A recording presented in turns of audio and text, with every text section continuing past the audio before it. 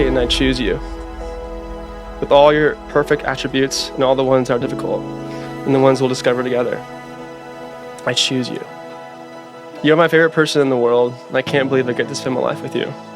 I adore you, Peyton. You're so wise, and you carry a part of God's face that is unique to Him creating you. You're my best friend, and the only person I want to hold and be held by. Sam, I have always been drawn to you. As I look into your eyes right now, I know that I am making one of the best choices of my life. When I stand here and I look at you, I see a man who is kind, who believes he is loved by his Father. Samuel, I will choose to live life to the fullest with you. You're a treasure, and I see you, Samuel. I never knew that I would get to marry such a powerful woman of God. Your words have changed my life, and your heart is endlessly beautiful. Your love has changed me for the better.